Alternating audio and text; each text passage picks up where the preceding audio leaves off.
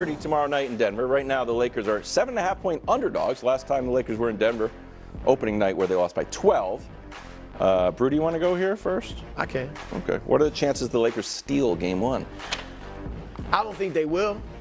But I think this game is more important to Denver. I do think that. Not that it'll switch my pick, because I got Denver in 6. Won't switch my pick. But if you're Denver and you win this game, now the Lakers, it's like they beaten us 9 straight times. Nothing's changed. We've been winning with this lineup. Nothing's changed, all right? If Denver loses Game 1, again, I think they still will win the series. But now there's pressure on you to win Game 2. Not by that. You got to win Game 2. If they win Game 1, if they lose Game 2, it's still like, okay, we're good. But if you lose Game 1, you have to win Game 2. Yeah. So I think that I don't think the Lakers will win this game, but I think the pressure, not pressure, but it's more important to Denver to win this. So listen, the Lakers last year, the way they won their first 2 series was steal Game 1 and then win at home. They didn't win a bunch of road games, and I understand Denver's this massive home court advantage. If you win Game 1, you don't have to win there again, and you can win the series in 6. Now, I heard Wilds talking to his buddy Bill Simmons. Simmons brought up the point that if the Lakers were going to play Denver, round 1 was the time to play them, and Wilds, instead of laughing at him the way he laughed at me when I mentioned that, he was like, oh, that's a good point. I hadn't heard that before. Oh, wow, that was where'd you come up with that, Bill? No, of course, he gave me credit. He acted like it was totally new information. It's unbelievable. This guy, you get him off this set, and he just all loyalties out the window. I've said that was a good idea. But here's the point. I'm being a little unfair to Wilds there. I'm just jealous I haven't been invited on the pod. The question is, how are they going to close? Because last year, that's where the series was lost. And this year, that's where the Lakers have won. Not against Denver, obviously. I'm saying that's where. So I just want to run through a few of these full screens quickly to remind people. Last year, in the conference finals, LeBron was bad in the 4th. There's no way around it. His field goal percentage fell off of the cliff. He was bad. He looked gassed. He obviously couldn't hit a shot. Also kind of hurt. Yeah, well, yeah. I mean, I felt that way, and I'm not trying to use it as an excuse. No, I agree, but I think that's fair. This year, I know he didn't show up on anyone's clutch player of the year ballot for some reason, it would seem. This year, LeBron led the league in 4th quarter scoring, was 4th in the league in 4th quarter field goal percentage, and in clutch games, the Lakers and LeBron, we can show it to you, they were 19-9 in clutch games. The 3.5 points sounds like a low number, but keep in mind, you're talking about the waning minutes of the game. And he was 3rd in the league in shooting percentage in the clutch. So if LeBron is good in the 4th quarter, that to me is enough to turn. Last year, if he was good in the 4th quarter, that series goes 6 or 7 and Denver wins, in my opinion. Like that's how close those games were. I think Denver wins that series 9 out of 10 times, but I think 1 out of 10 is the sweep that we saw. So I think they can steal Game 1. They are rested.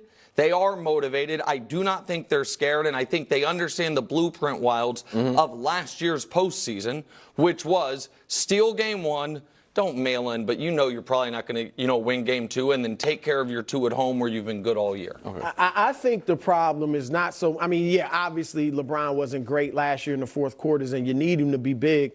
But really the problem is what they have got to do is win the non-Jokic. I mean, they got to destroy the non-Jokic have to crush those minutes and actually play better when Jokic is on the court. Yeah. Because last year they won the non-Jokic minutes. They won the non-Jokic minutes by 14. All right, but Jokic was so dominant when he was playing, it was plus 15. So they've got to cut into the Jokic minutes, all right? That's right. And maybe with a healthier LeBron. But LeBron did look gassed. I was surprised how gassed he looked against New Orleans in the 4th quarter. This is now at altitude. That's a factor in this. I wonder how much of the New Orleans thing was him guarding Zion the whole time. Yeah. Because, Zion, it's not I think that was a big. I think it was a huge part of it, and I understand he's going to have to defend in the conference finals, but guarding Aaron Gordon, even though Aaron's big and strong. But you know who it could affect? AD. Yes. Whether he guards Jokic or he's going to guard him sometime, that could affect AD offensively. Can I show one more thing, or do you want to go, Wilds? No, it's just that, I had a question for you. The Lakers just aren't good at home. They won 19, or excuse me, on the road. They won 19 games. The Grizzlies won 18. And meanwhile, Denver's 33-8 at home. And then you're talking about the fourth quarter. Do we think that LeBron is going to have to play extended minutes? And do we think that his fourth quarter number, maybe it was just a Zion thing, or maybe it's like, I'm kind of out of gas because I'm playing 3 more minutes into the fourth quarter than I normally do. So keep in mind, the Lakers had already played a dozen games in the month leading up to, or less than a month leading up to the series last year, and the games were every other day. That's why I think Game 1's critical. Game 3, where you have, or is it Game 3 or 4, where you have extra days off is critical. The Western Conference Finals, you have none of it. But the other factor is, and I'm going to show you this and we move on, the best fourth quarter player on the Nuggets last year in this series was Jamal. Jamal, the 23-point fourth quarter. So here's Jamal's numbers in the Western Conference Finals and then in the finals.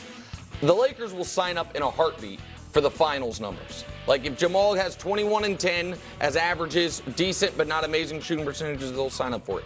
I'm showing this for this reason primarily. Western Conference Finals, the number 1 guy guarding him was Dennis Schroeder at a brutal series on both sides. In those finals, you guys remember who was guarding him? It was Gabe Vincent, who now plays for the Lakers. And so that is a slight wrinkle that I do think matters here. That Brew, I understand your squeamishness, if that's the right word, that, okay, how much is that going to matter?